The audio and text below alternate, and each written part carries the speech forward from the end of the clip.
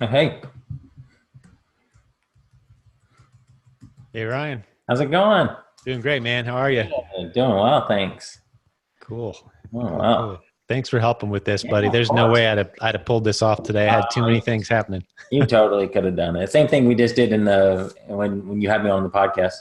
Yeah, I know, but this is good to know someone else is worrying about the details. And you can focus on interviewing Rabbi Lapin. There we go. Yeah, very cool. This will be fun. I enjoyed chatting. We chatted for probably about 4 or 5 minutes yesterday, and it was really good conversation. So I Yeah. really enjoyed getting a chance to say hi to him. Oh, that's cool, man. Yeah, I'm super excited that he's coming to the event. That's just Yeah, that's phenomenal. huge. Yeah, That is really huge. I wasn't expecting that. Yeah. Wow. So good. So what's the flow tonight? Is today just going to be like just a discussion or what? Yeah, it's going to be a fairly small group just because Okay. it's only going out into the got the glare on that thing, man. It's only going into the smaller group, right, for Yeah. now. But I think I'll probably turn it into a podcast episode as Oh, awesome. Yeah. just depending on how it goes. I imagine it'll be good content for that. It Just totally let, will just let him do a lot of talking. He's a pro, man. He's given the microphone and he'll entertain and be. educate. He's brilliant. Yep. Oh my gosh. Have you been through his stuff? I don't remember. I have. I mean, it's been a while since I read Business Secrets from the Bible, but I also read Thou Shalt Prosper. This is the one he signed for me in Dallas. Right. I probably hasn't, it's probably been a couple years since I've been through this. I have a bunch of it marked up, but I mean, I feel like I get a lot of it through just listening to you and your podcast episodes. I reference it so much, don't I? Yeah. I'm going to grab something else. Yeah, go for it. I'm gonna get a drink of water too. All right.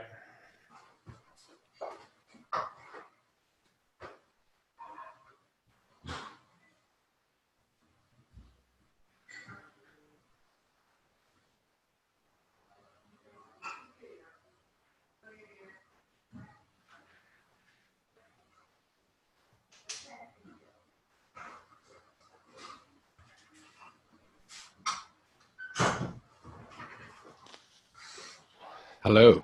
Hey, There's Rob. the guest of honor. How are you? Blessed, my friend. How are you? Good. Wonderful. Thank you, Jim. Thank you so much for doing this. I've got Ryan along because I've got too many thumbs sometimes on this tech stuff, so he's going to help us do this right. That's great. I had a nice chat with him yesterday. Oh, he's Yeah. a great guy. Great guy. Hey. Great story behind how we met and all that. But I asked a little about that. Yes. Told him about the auction and when going to meet you for lunch and oh yeah. all that. Actually, our up next coming podcast here in the next few days is Ryan and I talking a little bit about that. So Oh, wonderful. become quite the right hand man around here for many things. But All right, Fantastic. what do you want the title of this to be? yeah, just we can edit it easily later. But yeah, just Rabbi Daniel Lapin and Jim talking about business secrets from the Bible as the description. Just Rabbi Daniel Lapin as the title is fine. Okay, Mhm. cool.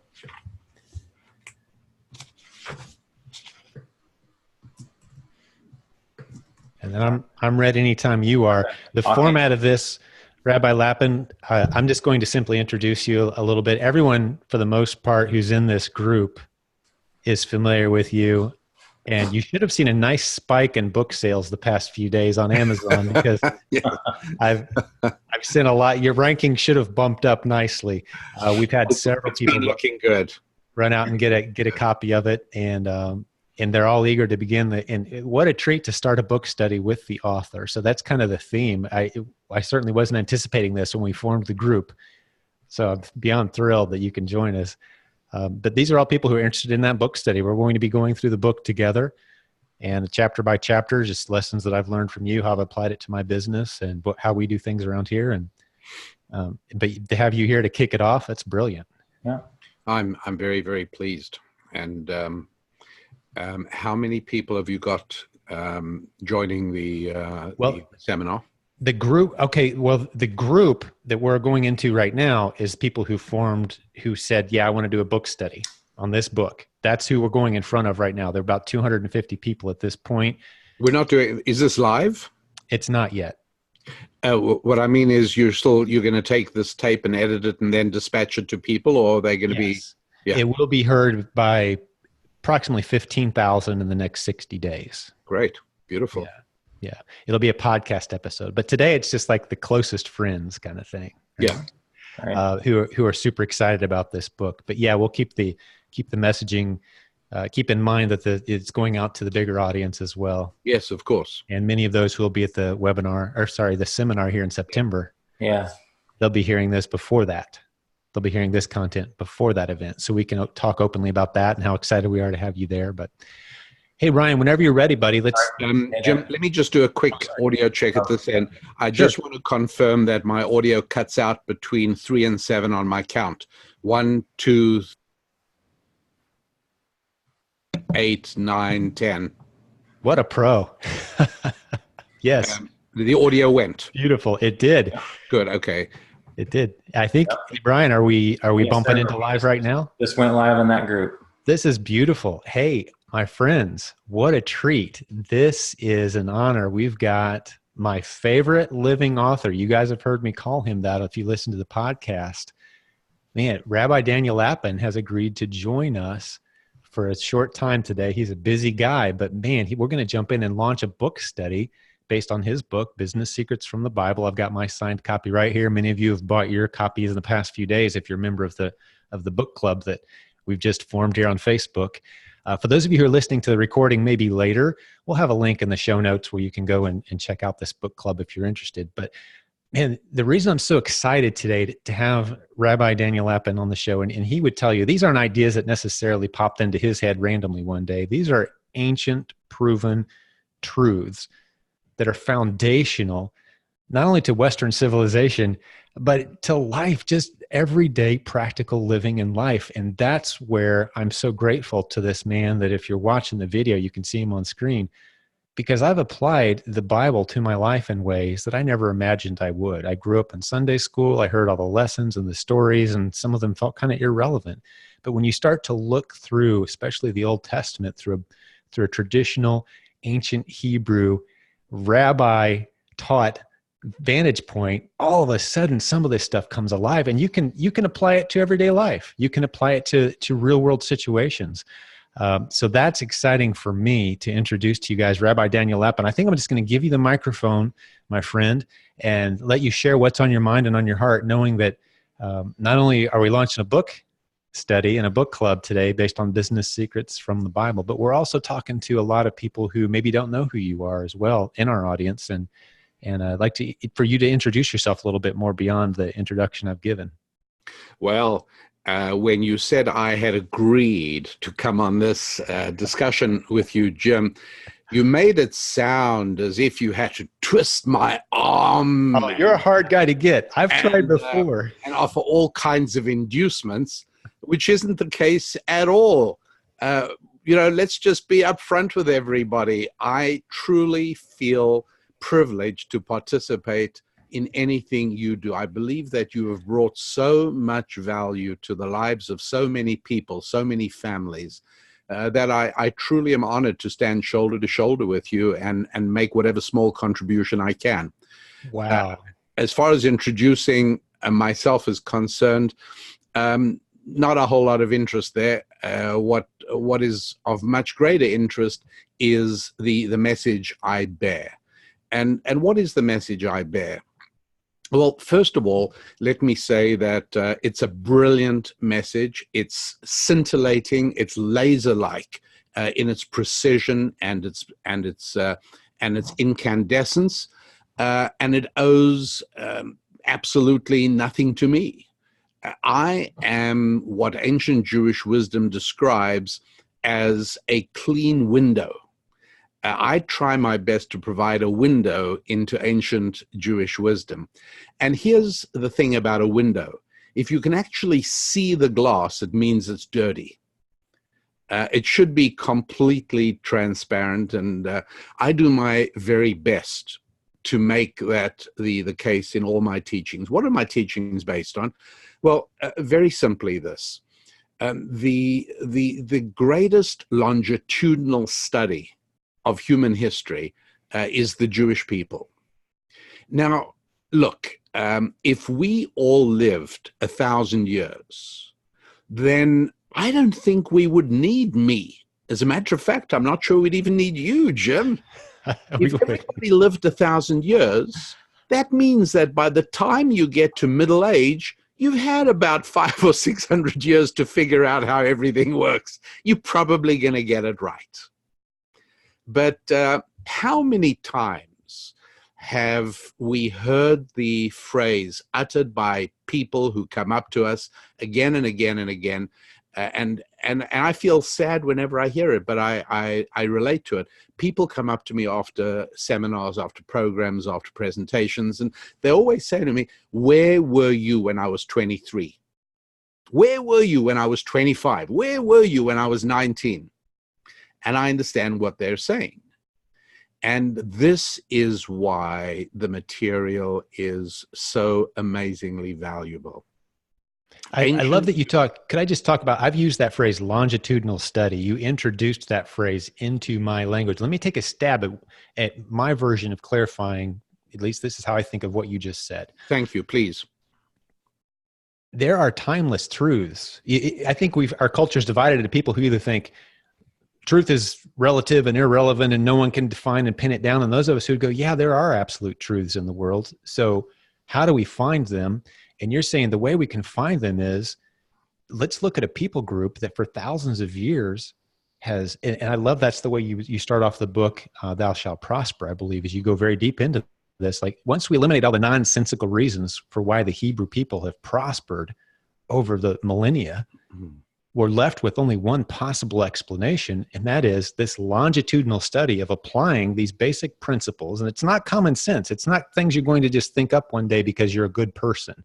No. It's kind of strange in some cases. Like, who would have come up with, hey, take one day off a week and a week is 7 days? Like, that's Bible stuff, right? Like, so you've got to understand these and apply them to your life. And then over thousands of years, we see this people group prospering. There's a model there that any of us can follow regardless of worldview and apply it to your life and completely change, as I have radically changed the way I succeed in family, faith, finances, and friendship. See, I listen, 4 F's that you talk about constantly. Yes. You've radically changed my approach to in all those areas, and it's there for any of us. It is. It is. And you're absolutely right. It's counterintuitive in many ways. And that's partially because human beings are not materialistic. We're spiritual. We're not bodies containing a soul. We're souls containing a body. There's a very good reason why at times of life and death peril, the Royal Navy, hundreds and hundreds of years ago in Great Britain, already established the practice of indicating how many people are on board a ship. If there's a rescue, they always give the number as 412 souls. They don't say we got 412 people or 300 men and 200. It's not like that. And to this very day, for any people who fly and who, when I say fly, I mean who actually sit in the front seats up in the cockpit on the flight deck, you would know that any time an airplane declares any kind of an emergency, the very first thing that ATC, the very first thing air traffic control says is how many souls on board. And that's because there is a deep realization that we are more than just $10 worth of cheap chemicals. And we're counterintuitive precisely because of that. If we were materialistic, we would be completely predictable. One of the old expressions in the early days of computing, all of 20 years ago, used to be GIGO, garbage in, garbage out. That's not necessarily true of people, right? There are people, I'm sure you and I both know people, Jim, who were fed a lot of garbage, who as they grew up in bad families. They grew up with only one parent, and not a good one at that. We know people who were fed garbage, but what came out wasn't garbage. They emerged to be absolute champions. And then sadly, it also goes the other way. We've got people who are raised and given every possible advantage in life, and who end up later in the day as people who've really violated their legacy and ended up with nothing. With computers, you know exactly what's going on. I've got a mechanic who I love when things go wrong with my car. I know that's very perverse, but and it doesn't happen often, but I love it when it does, because I love watching this guy work. Over the years, we've established a relationship, and he lets me hang out with him. I don't drop off my car. I go to the back, and depending on how long the job's going to be, I either stay there while he's diagnosing, or I stay longer. But what I like is when he lifts the hood, and he has one of his apprentices behind the wheel, and he says to them, "Okay, raise the revs to 1500," and he just stands there at the hood and he's listening. And then he'll say, "Okay, tap the accelerator a few times, or press the brake." He'll give him a few instructions, and then after no more than about 3 or 4 minutes of this, he says, "Oh, okay, I know what it is. Yeah, I can take care of this. I'll be done with your car by 4." And this is amazing. But you can do that with machines. If you really know the machine, it is totally predictable. But there is no psychiatrist worth his salt who's ever sat down with a patient and after a few minutes says, "Oh, okay, I got it. Yeah, I get it. We'll get you fixed up by 4 o'clock." No, it doesn't work that way. People are different. Going back to airplanes for a moment, what is the best way to load airplanes? Let's assume it's a single aisle airplane like a 737 or an A320, and let's assume people are coming in only through the front door. There isn't a second door being used, as some European airports load from front and back. But let's just assume for the moment that what is the most logical way to do this? Right? Well, I'm a fan of Southwest. I like the way they do it, but I've never heard your explanation of this before. Well, wait a sec. Southwest makes no sense at all. It's a riot. It makes no sense. It shouldn't work, but it does work, doesn't it? It does. Here's what should work best: from the back towards the front, windows, middle aisle. Right. That's how it should work. And you just send everyone down the aisle in the order. Guys in row 33, okay, they're going to be 6 people for row 33, and the first 2 are going to be A and F, and the next 2 are going to be B and E, and the last are going to be C and D, the 2 aisles. And then the next 6 people are going to be row 32. And this should be the quickest way, right? Now, Rabbi Daniel Lapin is not the smartest guy in the whole world. So if I figured this out, everyone else should have figured this out as well. So how come nobody loads that way? And the company, the airline that has the quickest turnaround times, one of the legacies of the great late Herb Keller, who started Southwest, the way they do it is a riot. I mean, okay, everybody, just go on, find your seats. Yeah. First on the plane gets whatever seat they want. Wherever you want. And it works the quickest. It makes no sense, excepting that you have to remember that we are not machines. We are people. And that makes all the difference in the world. And that is why we won't spend the time right now, but anyone who thinks about it for a few moments will realize why, window, middle aisle from the back to the front does not really work as it should. Mathematically, I can't argue with it. In real life, it doesn't, because in real life, we're human beings.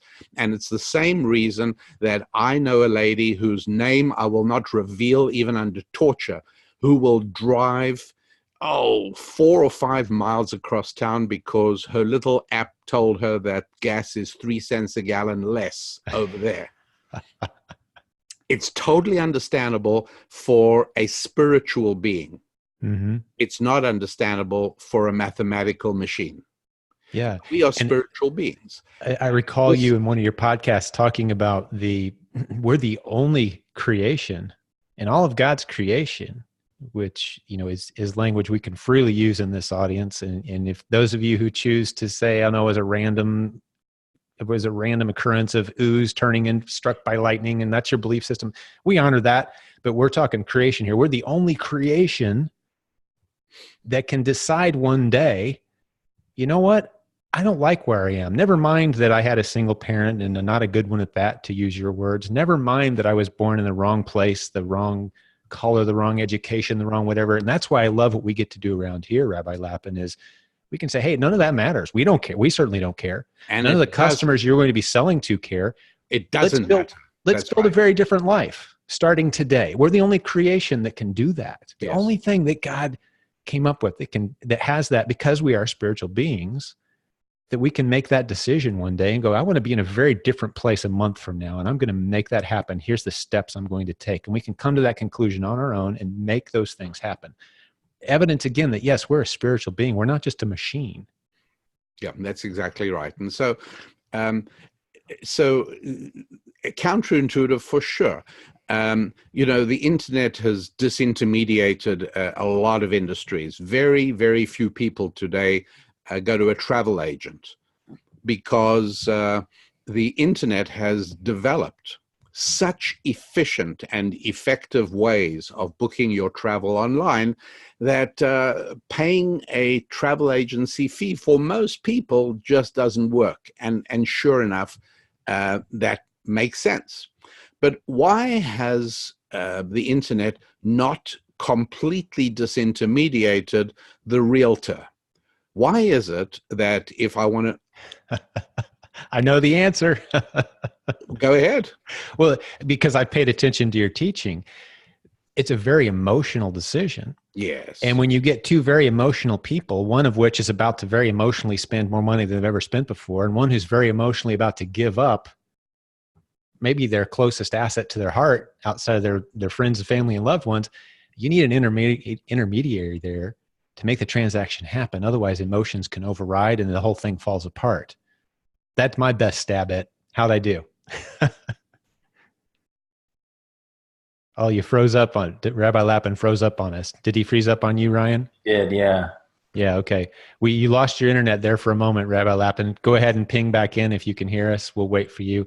But I'm pretty sure that's the point he was making. And one other thing I want to share. Thanks for those of you who are hanging out with us. I'm following on Facebook right now. Those of you who are watching the live, and we can always edit this video later when Lapin jumps back in. But his definition of materialism, he threw that word out there earlier. And having the Christian background that I had, raised in church, the definition of materialism that I always heard and what I always thought it meant was people who are overly focused on material things. Mm-hmm. Like, oh, don't be materialistic, wanting that really nice, expensive, whatever, that's materialistic. Well, that's not actually the definition of materialism. Materialism is traditionally, I love the definition, it's basically thinking that the only thing that exists in the world are material goods. In other words, there's nothing spiritual about man. We are $10 worth of chemicals. Mm. There's no spiritual nature to man. It's, if you can't see it, touch it, feel it, measure it, it doesn't truly exist. Mm-hmm. That's materialism. And so just to clarify and work on that definition a little bit, since this is a book launch, we're going to be going into more of the book here in just a moment. I'm going to ask Daniel Lapin to head in that direction, assuming we get him back. I'm not sure what happened. I promise we didn't just run out of time and he abandoned us. He cut us off.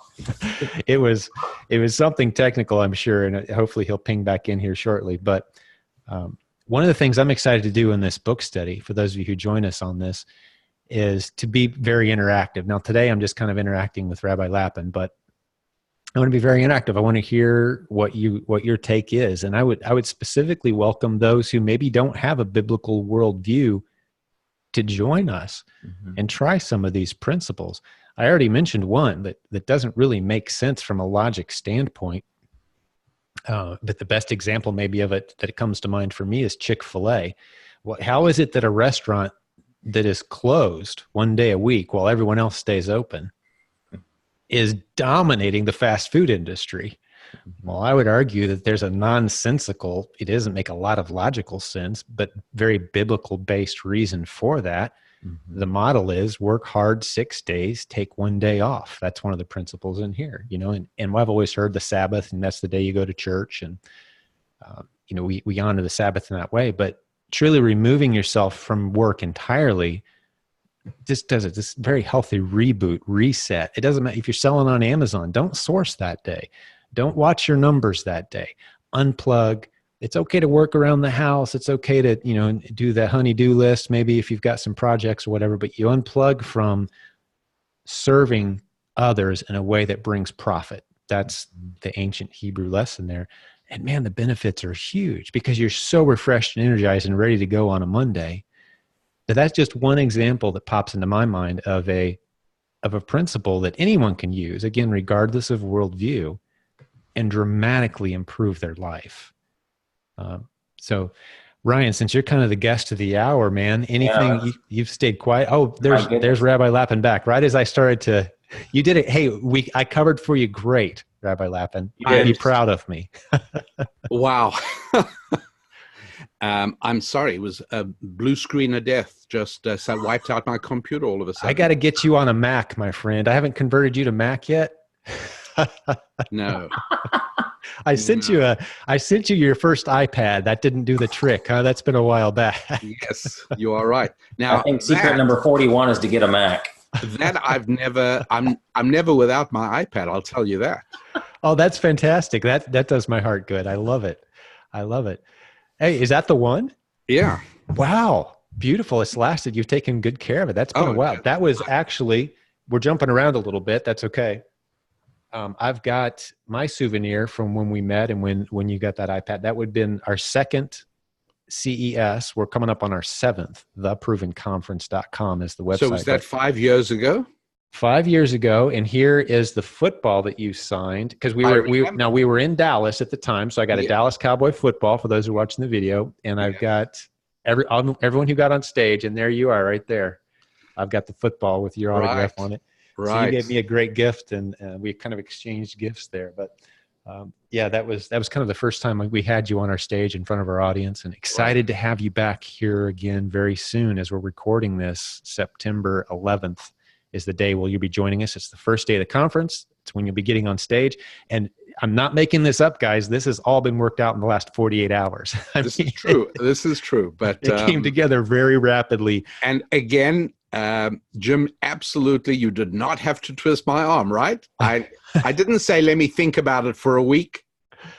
Yeah, that first time I tried to get you, it was so hard. I thought that's how it was going to be the rest of my time interacting.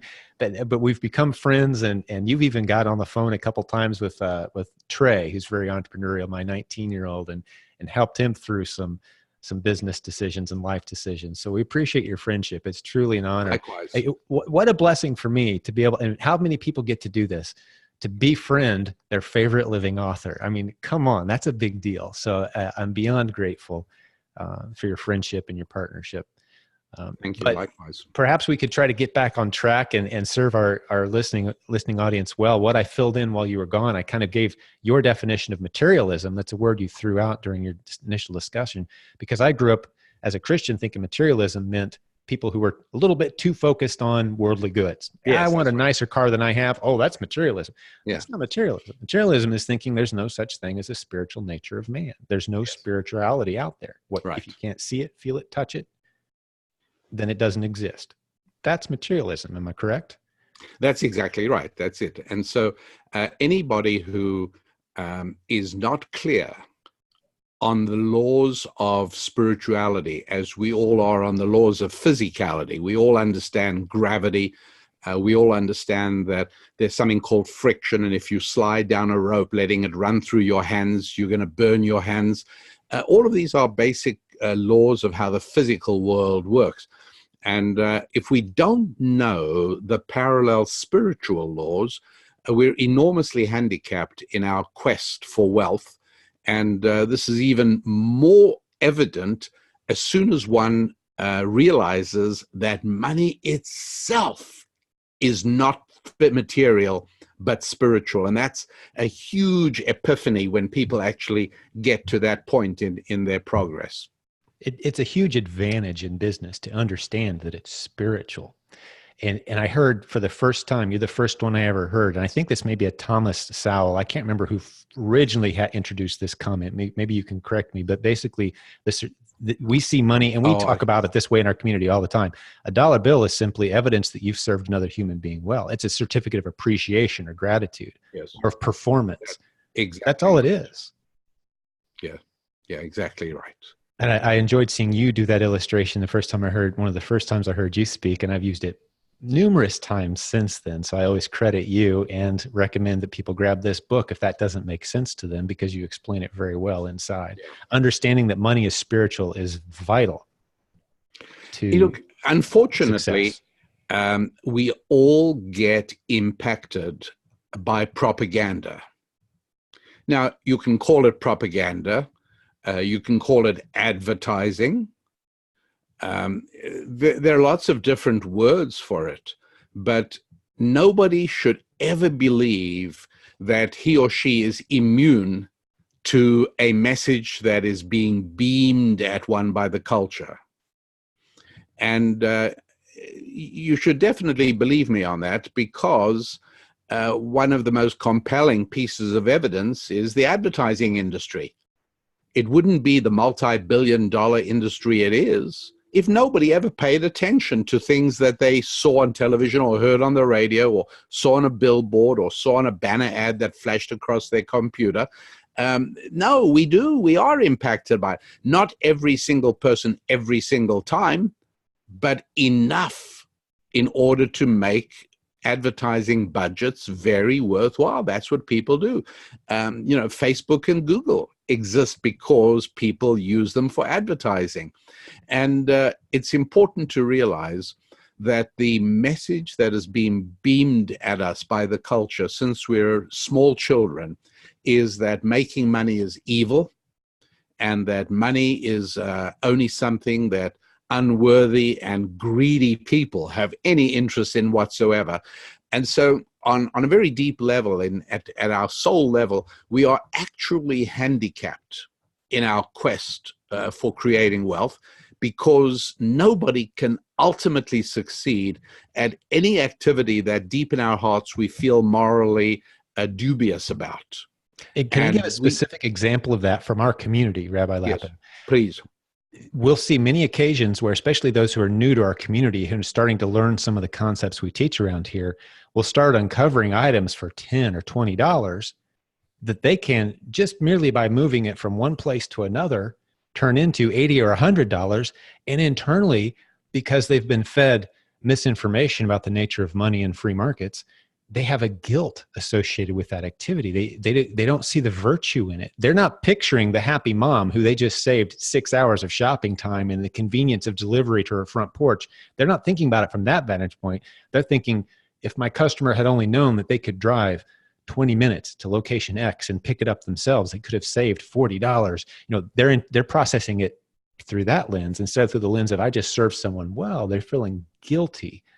And you can never succeed, to echo what you just said, Rabbi Lapin. You can't succeed if you feel guilty or don't see the virtue in the business activity that you're engaged in. So that's how we kind of apply it directly to our community. And very much so. Very much so. There's enormous moral doubt about being a business professional, finding value. And it's no wonder. I mean, again, from childhood, people hear phrases like filthy rich. Well, what am I supposed to make of that? Or you will hear politicians whom we're supposed to respect and look up to. We hear them constantly saying things like, the rich don't pay their fair share. Well, what am I supposed to think about rich people when I hear that repeatedly? Are you familiar with the children's movie, the Lego movie? I reference this frequently. Your children, maybe too. You didn't get the pleasure of checking it. It's a fun movie. Are you familiar with it? I've heard of it, but nobody has ever yet told me to. I've got another illustration for you to use that will ring familiar with anyone who has kids under the age of, say, 12 to 14 who's probably seen the movie. Please. The bad guy in that movie, You're not going to believe what they named the bad guy, the ultimate evil villain of the Lego movie, the fun, entertainment, beautiful, enjoyable, family-friendly movie, Lego movie. The bad guy, his name, Mr. Business. Oh, no. Yeah. Oh, I can't believe that. It's Really? 100% true. That's his name. I'm just going to make a note of that right away. That is amazing. Yeah, and the dad is this evil guy who, basically, the busy dad, making you feel guilty for working, basically, is the end moral of the story. If you're a parent, you shouldn't be working. You should be in the basement building Legos with your kids at all times.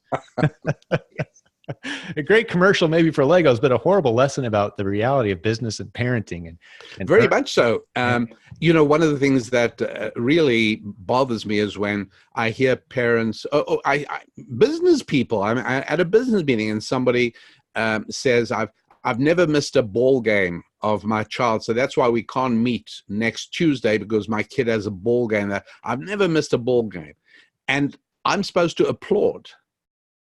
And I don't. I say, what sort of message is your child getting?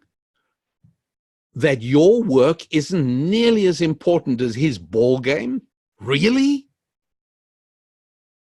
Bad message.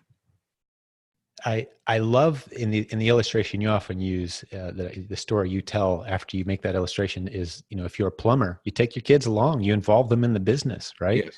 And you say, hey, instead of spending time having some fun today, spending money, let's go earn some money as a family. Well, what I love about the business and the industry we're in is we have families that do that. I mean, you've been to our event, you saw it, our community has exploded. We have families that do this business together. You can involve your kids. So no longer is it, well, our society, I put it this way, Rabbi Lapin, you critique me on this, but I say our society is telling us, especially as dads, you have a couple roads you can go down. You can be a great provider, the evil Mr. Business, and you can work hard or you can be a good parent and live poor, but at least you provided your child a good parenthood, a good childhood. You provide them, adequately. And I'm saying, no, I reject both of those. That dichotomy is false, entirely false. Dichotomy. I can be a great dad and great at business, and I'm doing it right now. I mean, my kids are home right now. We may get one of them walk in and interrupt us, and that'd be fine. I wouldn't allow it to be a distraction, but they know I'm here and I'm available, but they also know I'm serving this community well, and they're involved in that service. You'll see my son at the book table.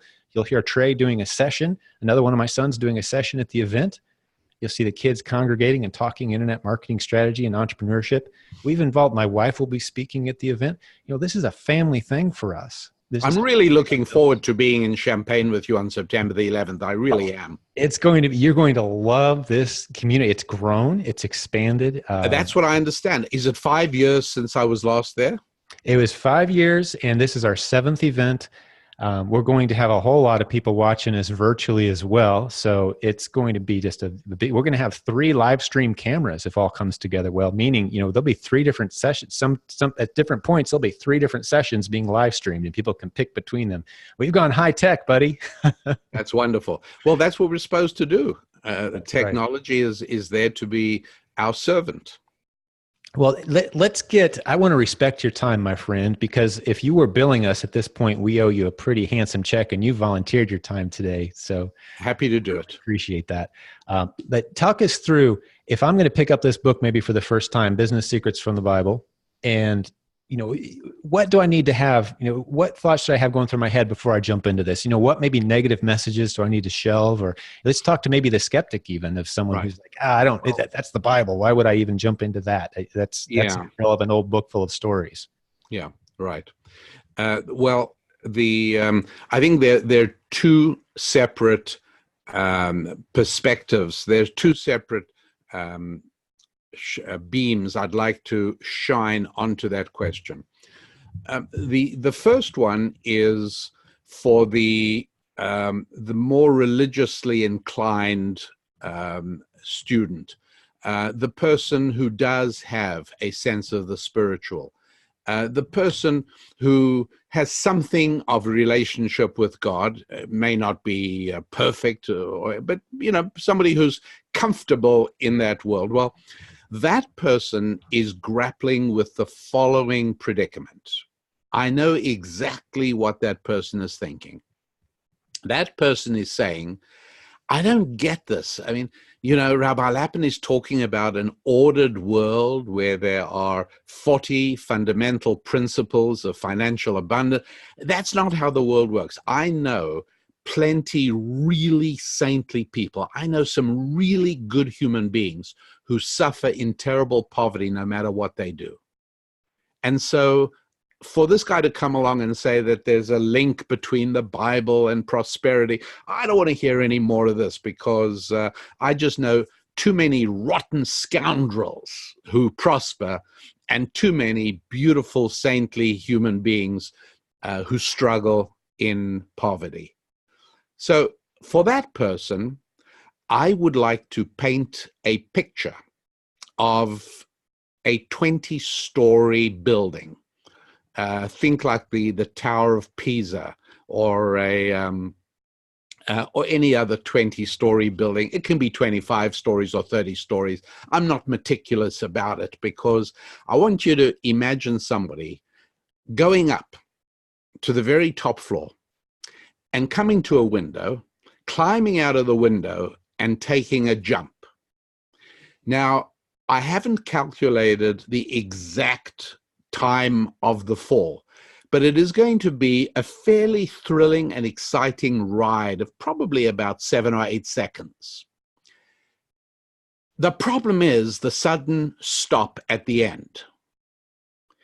And that person shows up before the golden throne, and the Lord says to him, "What were you thinking?"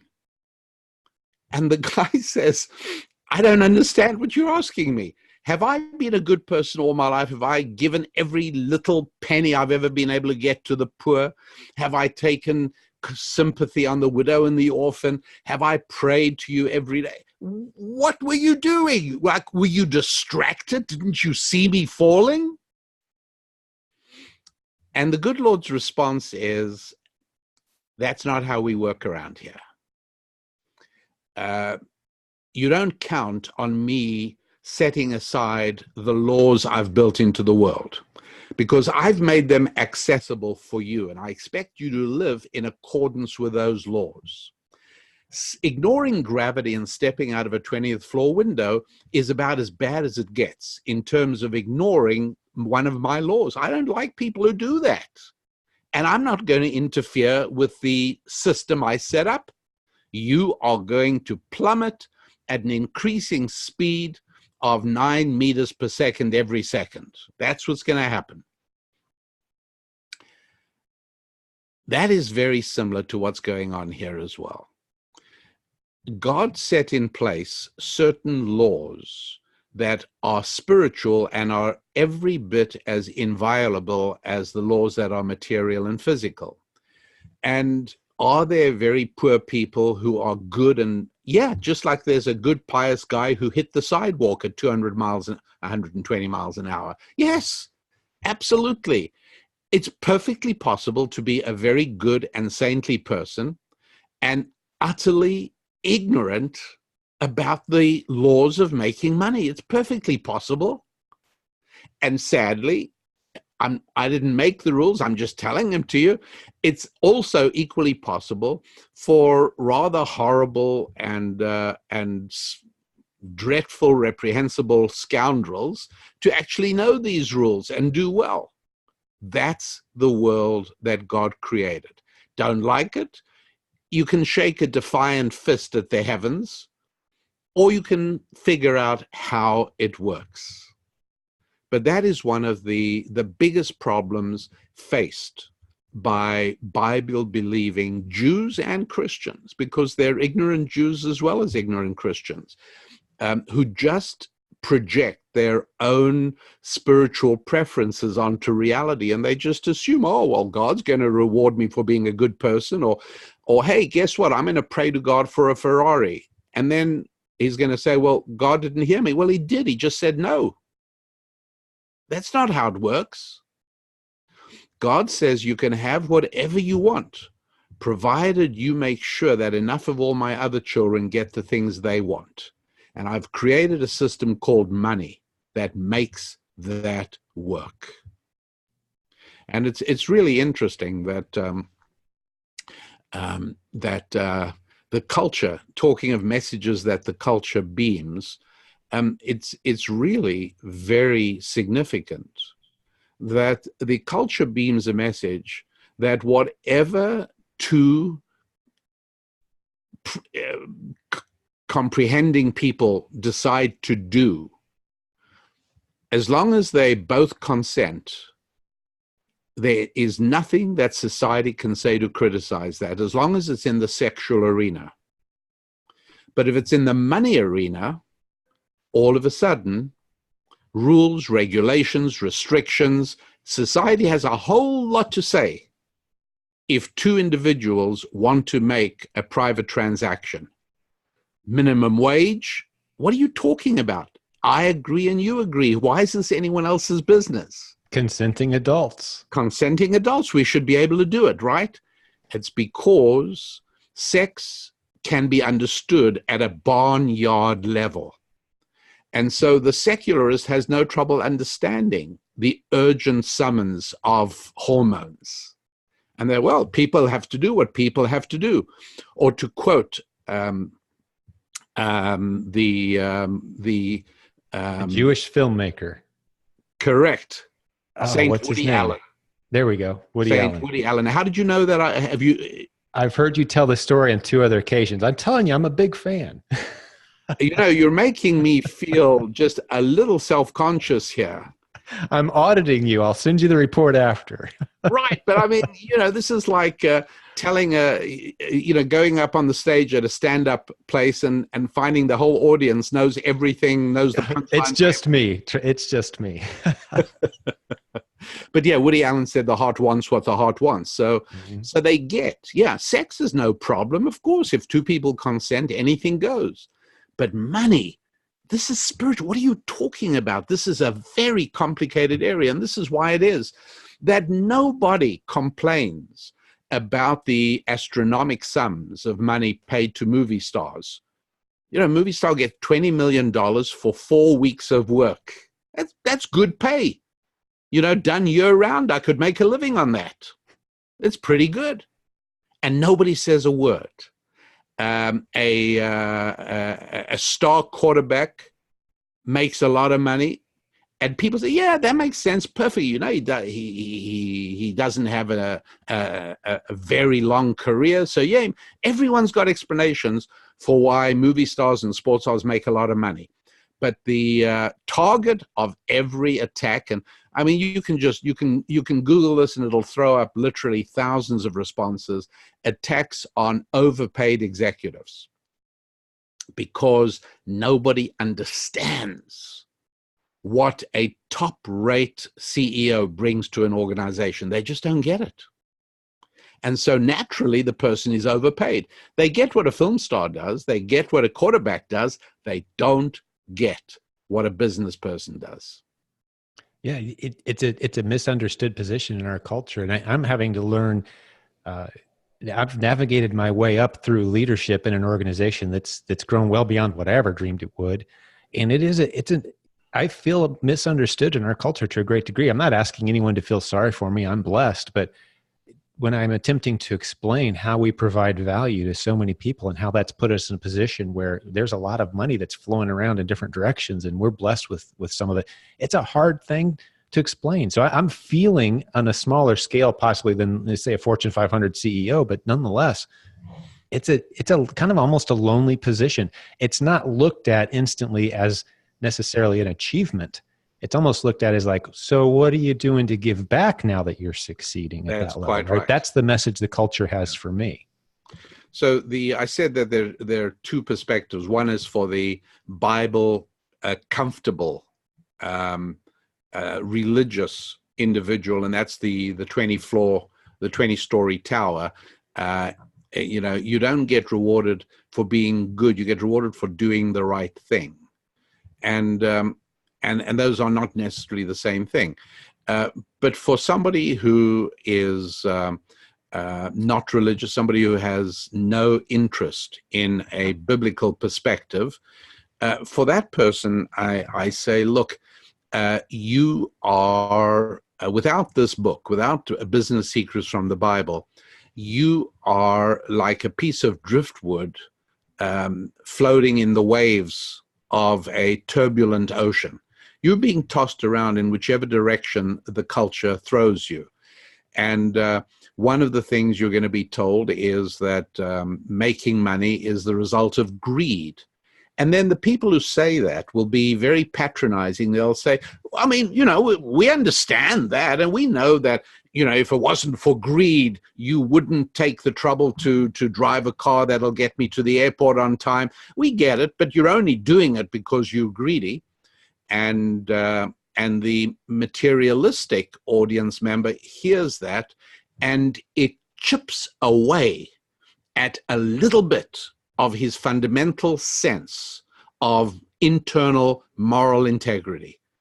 You are only going to work every morning because you are a greedy human being.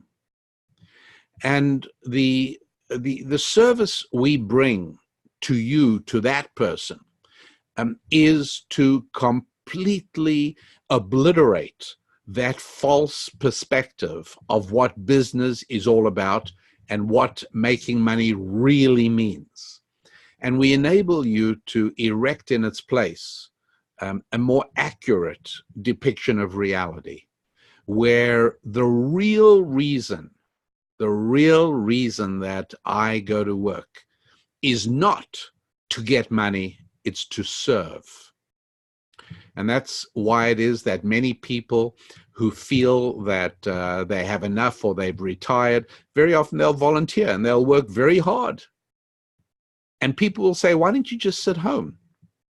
Well, because I don't want to die prematurely. That's why. We are built to serve other human beings. And money is just the incentivization system. That's all it is. Well, I'm so excited to go through this book again. I've read it cover to cover, listened to it a handful of times. Each time I discover something new. Without exaggeration, I've been through it 8 times, one way or another. And I can't wait to go through it again. And those who are not a part of the Facebook group, this is free. Now, mind you, this is free. Now, I may talk about some of our other business services and such as we go through it, because I'm not afraid or ashamed to sell. All money is to me is evidence that I've served someone well. So if someone wants to give me some in exchange for great service, fantastic. Right. But I'd be thrilled if it was just me and three buddies going through this book. Hey, if people want to jump on Facebook and do it with us, that's awesome, because I'm going to learn as we go and we're going to discuss it. But I would like to start, as we start to land this plane, to use an analogy from earlier, I would like to just remind everyone that Rabbi Daniel Lapin is going to be with us about a month from now. If you're listening to this live or if you're watching the recording, September 11th through 13th, theprovenconference.com is the website with all the information. He's going to have a morning session on the 11th in front of all of us, and then a breakout session for those who want to dive a little deeper and spend some time asking some questions. But man, I'm just thrilled that you're getting more involved in our community again and starting to make some appearances around here. It's super exciting for me, because I know how foundational you've been. It's a pleasure, and you will understand to what I allude when I express my gratitude, my appreciation to you for invaluable advice and guidance that you provide to me. So I come away feeling I get the better part of the deal. We're on to some exciting projects for sure. We'll have more information on that soon. It's an honor to work with you side by side on, I see this, as do you. You've used this exact phraseology. We're in a battle for our culture, and we see a proper understanding of money and business as being one of those vital battlefields that we're both assigned to. So yeah, partners in arms, if you will. And helping people see money and business the right way through a biblical lens. Again, regardless of worldview, the biblical lens is the longitudinal study, the most time-tested way to approach and do it the right way, feeling great about yourself, faith, family, finances, and friendships. I got to tell people about your podcast, my friend. It is the only podcast that I listen to within 24 hours of each episode. I've listened to it. And if people aren't listening to that, if you want to go a deeper dive on a lot of the concepts you've heard today, man, I highly recommend you jump into Rabbi Daniel Lapin's podcast. You've got a daily TV show as well. I don't find myself catching that as often, but tell us a little bit more about how people can find you and the easiest way is my website, which is rabbidaniellapin.com, or alternatively, youneedarabbi.com, same place. And if you go to youneedarabbi.com, you'll be able to, well, for one thing, you can get yourself a copy of Business Secrets from the Bible. You can also check out our podcast and the TV show. You can also take a look at the Thought Tools column that appears every week. There's also Susan's Musings column, which my wife Susan writes. And unlike me, she is not in any way diplomatic. She exercises zero restraint. She just says it like it is. So she worries me every week when she writes, but it always generates a great deal of interest.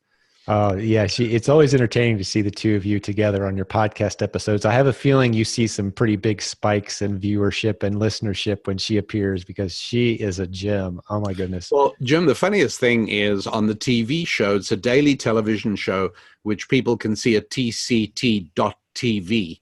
It's called Ancient Jewish Wisdom.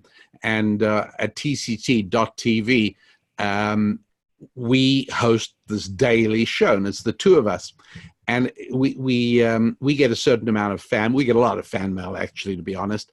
And we read it all. We really enjoy it, and we're even known to actually respond personally to some of them. But here's the funny thing: we every now and then, every week or two, we'll get a very strongly worded letter to me saying, "You've got to stop allowing your wife to interrupt. You're in the middle of a thought and she interrupts you. Please stop that. It's very annoying." And then I crow about that to her and I wave the letter around. Then 2 days later, we get another letter. And this letter says, "Please let your husband make sure that you get enough time to talk. He sometimes talks over you." Oh, the game of trying to appease every fan with their preferences.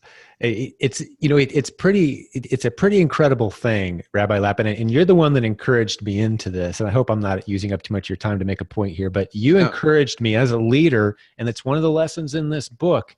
The next phase of leadership is going to involve using your mouth. The greatest tool God gave you of leadership is your mouth. Start using it. So I started using it. And I have podcasts and content. I mean, I was known as Silent Jim. That's my website, right? Like, I was thinking I can use the internet creatively and never have to talk to anybody. That was the goal 20 years ago. Anymore? No, I'm doing a lot of speaking now. But it's a crazy thing where you remind me of Moses a little bit. Oh, wow. I'll take that analogy. Because in chapter 3 of Exodus, when God wanted to assign him the mission, you'll remember that his first response was, "Hey, I'm not a talker. Exactly. I don't talk much." That's not me. You got the wrong dude. Yeah. And then, of course, the book of Deuteronomy is Moses talking nonstop for 30 days. So, wow. What a compliment. Yeah. But the power of that I've learned, because I'll have people come up to me at events now, and they feel like they've earned the right to speak very deeply into my life. And respectfully, I'll listen, because I think that's a sign of wisdom and maturity, be able to listen to basically anyone and respectfully accept whatever they're trying to say. Not necessarily change my life because of it, but they care enough to speak into my life. I'll listen, and we get some crazy email. But people feel like they know me, they know my wife, they know my kids, because I've spoken into their life for so long.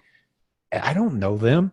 I don't know anything about them. And they have the right to speak into my life in some very direct ways. It's a strange thing. And it sounds like that's what's happening with you and Susan as well. It's like, oh yeah, let me give you some advice here. I know exactly, like, Who are you? Absolutely. But that's the power of speaking into people's lives. It's such a powerful tool to get into people's ears on a regular basis. And that's why I have this affinity and relationship that goes well beyond the time we've spent together, Rabbi Lapin. It's because I've listened to you deliver these messages over the years. I feel like there's this kindred spirit there. And fortunately, I get to actually live it out and develop a relationship with you. But we have people that, and I'm sure you've experienced them as well, that they haven't quite earned the right to say some of the stuff they're saying on some occasions. But it's one of the prices of leadership, again, is if you're going to serve well, you're going to have those challenges. Right. Well, I very much hope, and I'm certainly intending, Jim, on Wednesday, on September the 11th, at the conference, the Proven Conference. The provenconference.com, right? That's it. Nailed it. I'm hoping on a Wednesday morning to at least say a few things that you haven't heard me say before. That'll be a test, buddy, because I've been soaking it up for a while. But man, even if it's a delight, even just to hear you recover some familiar territory, because repetition is vital. Even that's one of the other lessons. Repeat what you want to take to heart. So I find myself like on my runs, if I don't have a great podcast to listen to when I run in the mornings, Psalms and Proverbs, I've been through them hundreds of times. Yeah. Every time there's a new lesson, a new revelation. Yes. And you're one of those friends who speaks with such wisdom that I value your message. And I think it's going to be a true blessing to those who attend the event. Can't wait. Thanks for hanging out with us today, Rabbi Lapin. What a true pleasure. I truly feel that time spent with you is time invested in the best way possible. Oh, it's beautiful. And some of the projects I think that we're going to jump into together, just a little teaser for everybody. There's some cool stuff coming with our friend Rabbi Daniel Lapin. And so God bless you, my friend. Shalom. Peace to you. Shalom, Jim. Thank you so much. And stay in touch. And at the very latest, we'll be together in about a month. Yes, sir. Looking forward to it. Okay.